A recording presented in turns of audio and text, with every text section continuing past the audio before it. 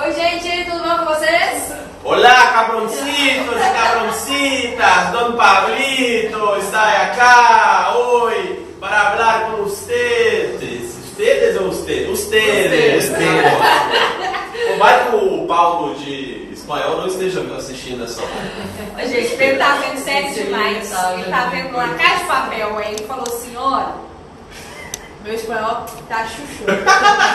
É só você assistir La Casa de Papel ali, é um intensivo. Né? La Casa de Papel, Merlis e Merli. Pronto, acabou. Isso mesmo. Não é só o idioma não, até no visual ele lançou ali, né? Lançou a braba. Tem gente que fala que é cobrador, mas não é. Dom É, Pablito, cobrador. Não, e minha namorada fala que era o seu barriga. Aí é pesado, né, velho? Que namorada que é essa? Não precisa de inimigo, você tem namorada. Não se segurou. Não estou parecido com o seu barriga, não. Não vou cobrar aluguel de ninguém, juro por Deus. Então tá bom, gente. Dom Mamed. Dom Mamed. Dom Mamed. Dom Mamedon. Mamed, ótimo. Oi, gente, nós vamos trocar uma ideia. Já que vocês aí na sua casita, eu tô olhando pra cá, tem que olhar pra cá, né, câmera? Não tem problema, professora. Já que você está na sua casita, em isolamento social, nós vamos conversar sobre isso, né, gente? Vamos bater um papo aqui, porque, assim, vamos combinar, não tá fácil pra ninguém. Mas não quer dizer que a gente não pode deixar esse momento um pouquinho mais leve. Então, a nossa ideia aqui é conversar sobre esse tema: isolamento social e internet na contemporaneidade. Quais são as contribuições das tecnologias em relação a momentos de isolamento social? Ô, gente, por exemplo, qual que é a contribuição da Netflix na sua vida? Me fala, plataformas de streaming. Netflix te ajuda demais nesse momento de isolamento social a você ampliar o seu repertório sociocultural, por exemplo. Professor, então você está me dizendo que é para eu assistir Netflix? É. Assistir também filmes em outras plataformas. Claro que não plataformas piratas, né? Porque megafilmshd.net não pode, além de você pegar um vírusinho no seu computador e provavelmente ele vai explodir. Então toma cuidado com isso. E de vírus já basta o corona, né, professora? Ai, pelo amor de Deus. Ô, gente, isolamento social. Sabe o que eu tava refletindo? E eu vou até, né, na próxima live aprofundar sobre isso. La Casa de Papel foi um momento de isolamento social, não foi? Verdade. Foi, não foi? Isolamento social forçado por um sequestro e roubo. Claro que agora é de ouro, né? Então, você tem ali um momento de isolamento completo de uma parcela da sociedade. Então, se você for falar desse tema, você pode chamar La Casa de Papel? Pode. Pelo menos serviu de alguma coisa assistir série o dia inteiro, né, gente? Pode levar para sua redação. Além disso, a gente vai ver outros repertórios, principalmente em relação à literatura, voltados justamente para esse tema. Conversaremos sobre isolamento social na literatura junto com a nossa queridíssima Laís Veloso. Perfeita! Alô, segundo ano, alô, segundão, boa tarde. Chega junto pra gente bater um papo aí sobre essa história de isolamento social. E a gente tem hoje o quê? Um parágrafozinho que a gente vai tentar aí fazer essa leitura, tentar compreender bem. Me parece que tá bem claro aí, Ed. Vê aí como é que a gente aciona essa leitura. Beleza. Ah, show. Maravilha agora. Muito bom. Coisas ao vivo, gente. É isso, Pistário. A gente vai consultando aqui, todo mundo vai se reorganizando, então tá rolando super bem. Pensando aí hoje sobre isolamento social, temos então alguns conceitozinhos juntamente com alguns livros que a gente tenta falar aí pra vocês para ajudar nesse momento do repertório cultural a partir desse tema que é o da aula de hoje. Vamos ler o parágrafo. E a partir do parágrafo a gente vai amarrando as ideias. Aí só um ponto importante. Pedro Mamed, Dom Mamedito, Dom Mamedon vai chegar daqui a pouquinho para falar sobre gramática com a tia Norminha. E aí, obviamente, esse parágrafo aqui a gente já construiu alguns errinhos para que Dona Norminha chegue para ajudar aí a galera a reorganizar esse pensamento da sintaxe, da gramática e da regência. Bora lá então fazer a leitura. Em Admirável Mundo Novo, publicado em 1932, Aldous Huxley critica a banalização da arte em favor do controle midiático das massas.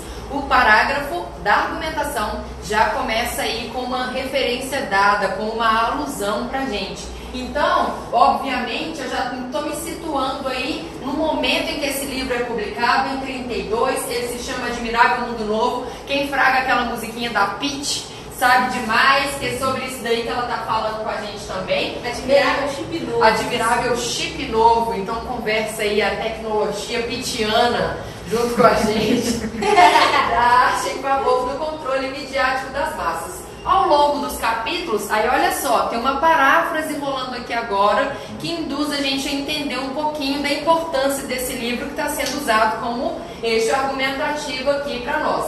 Ao longo dos capítulos, os personagens percebem-se isolados, mais ou menos como a gente, pouco afetivos, e já está discutindo uma parada que atualmente a gente está começando a se questionar também. Vivendo sem a necessidade de contato relacional. Cadê os alunos juntinhos da gente no final da aula para dar abraço? Não está tendo, uma vez que a mídia e as engenharias de comunicação estariam fornecendo tais circunstâncias, mesmo que à distância. Então, mais ou menos o que está rolando aqui agora, vocês estão aí vendo a gente está aqui sem ver vocês, só vendo os comentários de vocês e nessa tentativa de interação. Promovido por quem? Pela mídia. Promovido por quem? Por esse sistema maluco aí, virtuoso, virtualizado, virtuosa e absoluta, e que a gente vai tentar vencer, né? Ecoando a perspectiva do romance, o filósofo, aí entra aqui um argumento de poder, né? Aí vem um carinha francesinho lá, Jean Baudrillard, elabora o conceito de simulacro. Opa, o negócio deu uma densidade aqui.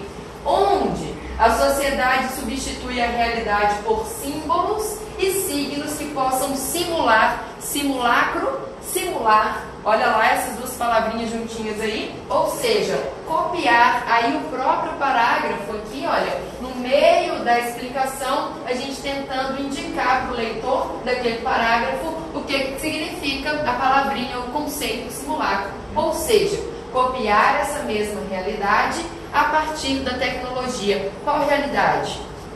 Qual tecnologia? A realidade que nós gostaríamos de ter a partir do momento que a gente coloca ela em rede.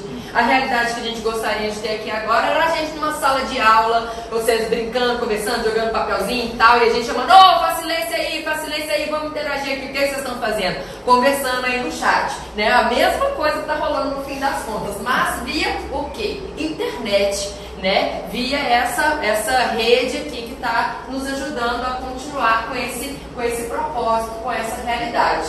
Tal processo é semelhante ao que acontece nas redes sociais. Aí a gente entende muito bem o que é o Instagram, por exemplo, né? Quando a gente coloca lá uma foto da gente com um filtro, e aí a foto da gente fica maravilhosa, né? A gente não tem espinha, não tá descabelado, tá com uma maquiagem top. Por quê? Por conta do filtro. O filtro melhorou aquela realidade, mas ainda assim existe uma realidade ali. Qual realidade? A gente na foto, né? Onde a imagem e o cotidiano das pessoas são mais interessantes e sedutores e, portanto, aí concluindo a ideia, parecem verdadeiros. Observem como que o parágrafo se organizou. Trouxe uma alusão, falei do que era o livrinho a partir de uma paráfrase, entrei com o tópico do meu argumento, entrei com a minha ideia ali, juntamente com o conceito de simulacro, daquele teórico francês lá, e aí agora dou continuidade com a explicação e entro agora com a conclusãozinha. Em face disso, a tecnologia surge como uma ferramenta compatível com um nível de hiperrealidade que reitera o isolamento humano e favorece o mercado em que o capital circule tal como já tem se dado hoje, isto é, virtualmente. Nossa, meu Deus do céu, quem que dá conta de escrever um treco desse? Peraí, vamos explicar, vamos entender de verdade. Tem uma coisa chamada hiperrealidade ali, ou seja, algo para além daquilo que é o real do nosso cotidiano, é construído através da internet, é construído através do sistema virtual. E ele faz com que o que continue? O dinheiro, o capital continua rolando mesmo através dessas plataformas. Quanto mais tempo a gente está aqui conectado a isso, mais grana está acontecendo no mundo aí que a gente meio que não sabe tanto, não conhece como que funciona exatamente.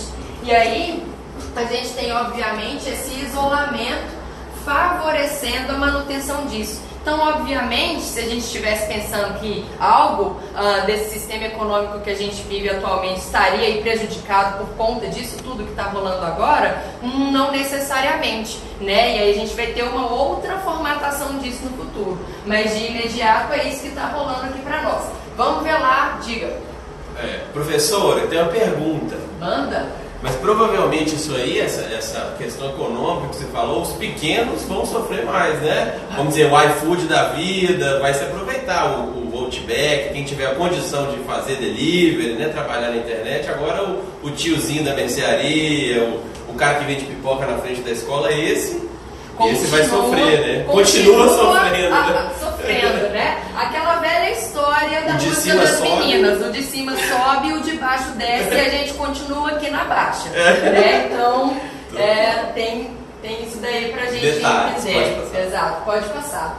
Então, como que a gente organizou aqui a estrutura argumentativa para pensar em isolamento e em internet junto aí? Né? Então, o isolamento está colocado, está posto. Aí eu trago uma referência de um livro que fala sobre isso, né? E esse livro está colocado ali tudo juntinho para ajudar com o aprofundamento. Qual aprofundamento? O conceito de simulacro, o conceito de que o mundo virtual imita o mundo real, só que dá uma melhorada, ok? E na conclusão a gente coloca aí que essa hiperrealidade criada nas redes sociais, criada através da internet, reforça esse isolamento. Querendo ou não, parece que é confortável estar dentro dessa perspectiva em que as redes sociais já fornecem tudo que a gente precisa. Belezinha?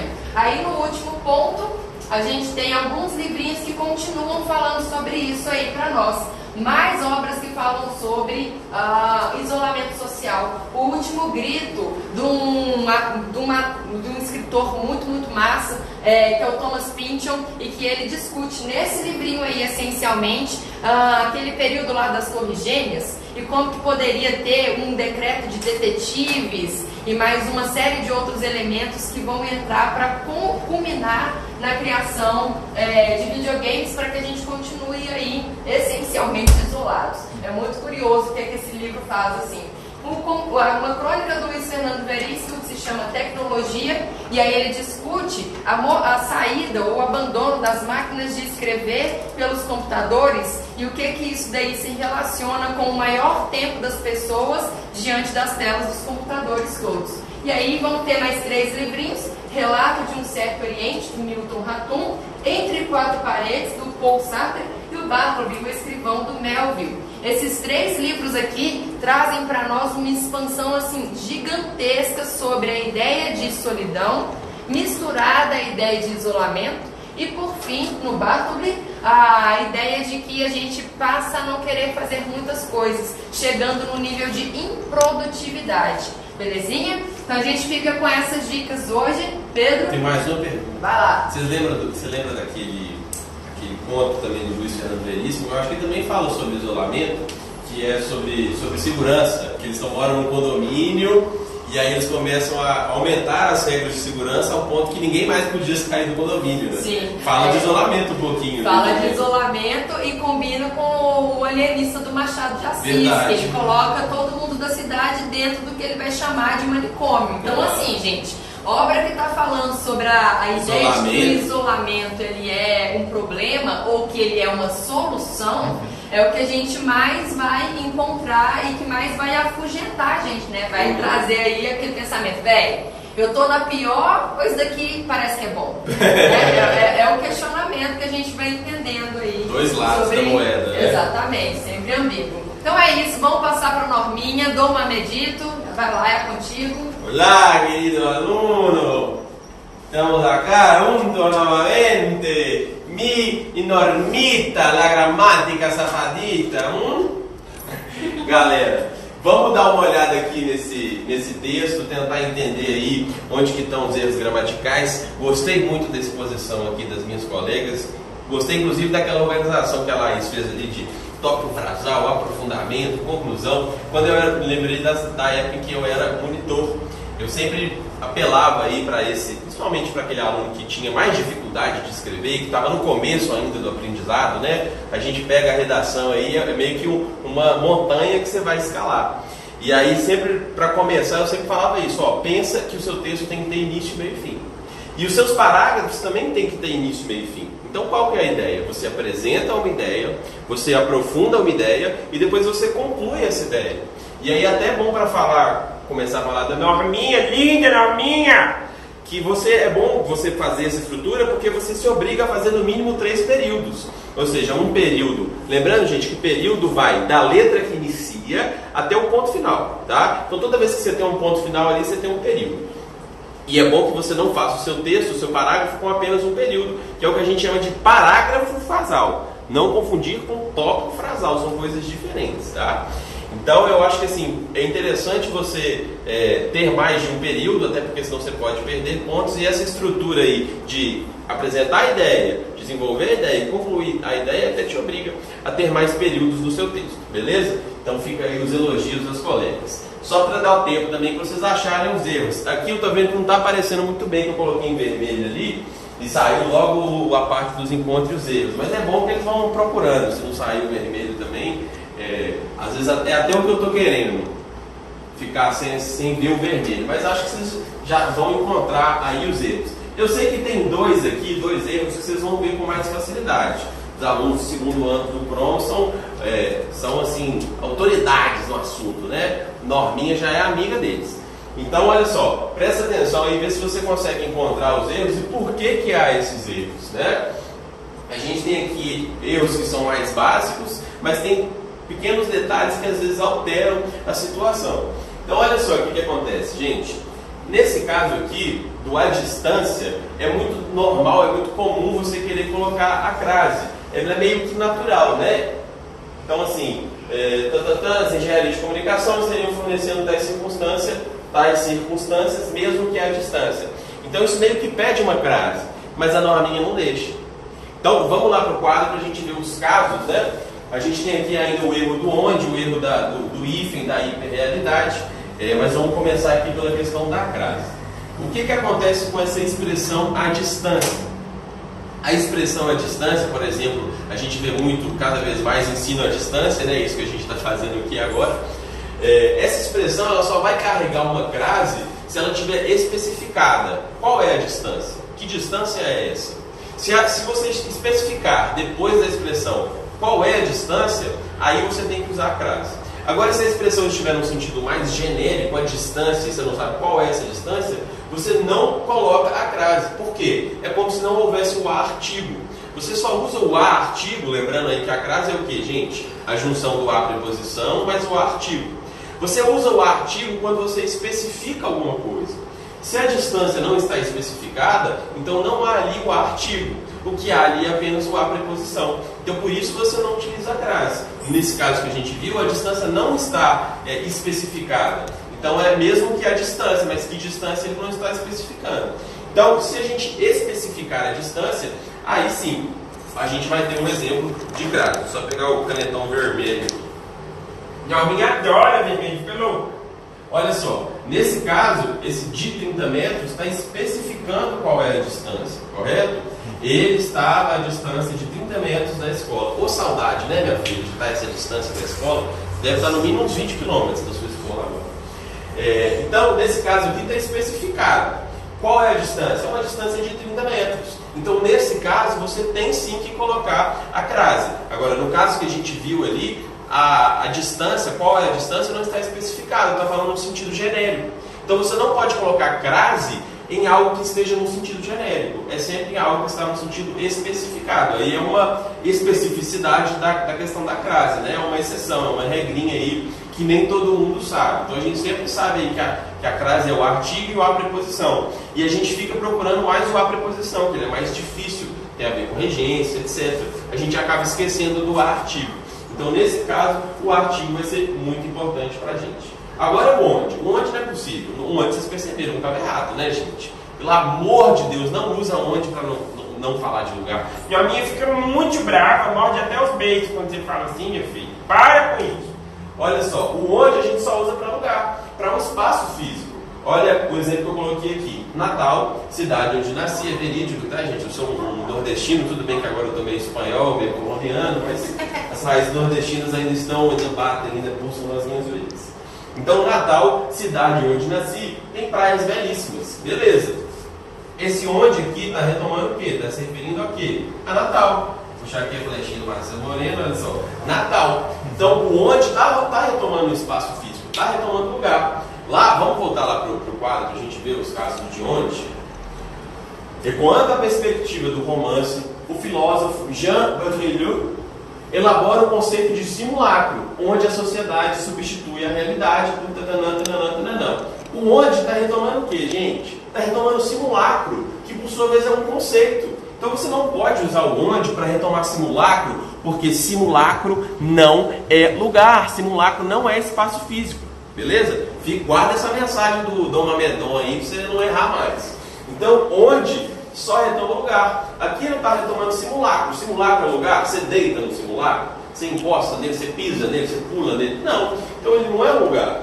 É o mesmo caso aqui das redes sociais. Esse onde ele está retomando redes sociais. As redes sociais não são espaço físico, elas são espaço cibernético, digital, beleza? Então elas têm um conceito que não é palpável, digamos assim. Então por isso você não pode utilizar o onde. E o último caso que a gente vai falar aqui é o da hiperrealidade, porque aí tem questões até do novo acordo ortográfico que são importantes da gente falar. Então, algumas regras sobre o hífen começaram a valer a partir do novo acordo ortográfico. Então, o que acontece com esse prefixo hiper, né? Que dá a ideia de grandeza, de aumentar alguma coisa. O hiper, normalmente, ele não vai carregar o hífen, tá? Agora, a gente tem mais casos sem o hífen do que com o hífen. A gente tem duas exceções em que a gente utilizaria o hífen com a palavra hiper, ou seja, o hiper aí é um prefixo que vai se unir a um radical, né? Que vai se unir a outra palavra. E ele só vai se unir a outra palavra por meio de hífen em dois casos. Vamos olhar aqui quais casos são esses. E alguém fica louca com hífen, adora hífen. Então, quando a outra palavra começar com um H.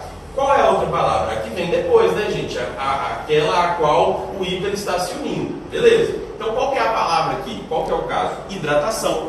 Hidratação começa com a mesma letra de hiper, que é H. Nesse caso, a gente tem que colocar o hífen. Então, se a outra palavra começar com a mesma letra que o hiper, que no caso é o H, aí a gente tem que colocar o hífen. Então, começou com H, está se unindo a hiper, coloca o hífen lá. E para terminar, que é o nosso caso ali, quando a outra palavra começar com R. Por quê? Para você não juntar esses dois R's aqui, não confundir as bolas, beleza? Então, hiperrealidade. A palavra hiper termina com R. A palavra realidade começa com R. Então, aí a gente tem que usar o hífen. Norminha é cheia das coisinhas, cheia das exceções. Muito louca ela, metódica. Tá, gente? Então presta atenção aí nessas questões do hífen, porque muitas palavras que a gente já tinha cristalizado de escrever de uma certa maneira, o acordo ortográfico veio e mudou, né? A Norminha foi às compras, comprou algumas roupas novas, Repaginou. E aí algumas coisas se modificaram, beleza? Então a gente tem que ficar atento aí. A aluna Laís tem alguma pergunta? Tem. Ô, professor, mas quando ali eu coloquei onde e eu vi que não é lugar, nem simulacro, nem rede social, Boa. o que é que eu posso substituir? Vamos lá para o quadro que já tem a resposta pronta. Ou a aluna vai, isso não é uma aluna, isso é um gancho, né? Isso é uma coisa maravilhosa. Se todos os alunos fossem assim, não precisavam nem ter professor, né? Então, olha só. Nesse caso aqui, ó, em simulacro, eu retomei com outro pronome relativo. No caso aí a gente tem uma preposição, mas um pronome relativo, né? Em que, poderia ser também no qual. No caso aqui, redes sociais, como redes sociais é uma palavra que está no plural, eu retomei com nas quais. Mas poderia às vezes ser até o que, né? Professor, dá pra pôr cujo, ou cuja, ou cujos, ou cujas? Dá se tiver uma relação de posse. Então, cujo a gente utiliza quando houver uma relação de posse. Então, pai e filho. Pai cujo filho, tananã, tananã, tananã. Beleza. Lembrando que cujo, você não vai colocar o artigo depois do cujo. Você não vai dizer cujo os, cujo as. Você vai dizer cujos ou cujos. Mas o cujo também tem a mesma função aqui, que a gente chama de pronome relativo, né? Que vai retomar ou ligar em alguns termos. É porque eu amo colocar onde e cujo. E aí eu não sei, né? Norminha adora cujo, adora onde? Você sabe, eu acho que eu já contei isso pra você, semana passada, teve gente falando aqui que cujo era verbo. Então você vê que cujo já não é tão fácil assim, Mas a minha fica louquinha com cujo, adora cujo. fica chiquérrimo o texto, né, gente? Usar um cujo, usar uma mesóclise. O seu corretor vai ter até um treco se ele ver um cujo bem utilizado no seu texto. Então, já vai ganhando pontos aí com o seu corretor. Então, é isso, galera. Terminamos a live por aqui. Pra gente... Professor, deixa eu só mostrar o quadro pros meninos que eles mostra pediram. quadro. Print. Printa, galera. Printar, print. Quadro de Norminha merece print, não é, turma? A minha fica doida com quadro bonito, adora canetão. Pronto, e aí, Tchau, agora gente, sim. Até a próxima. Valeu, galera. Fiquem com Deus. Beijo, Dedão Pablito, Escobar. Besitos. Besitos, Dom Mamelão. Hasta la vista. Hasta la vista.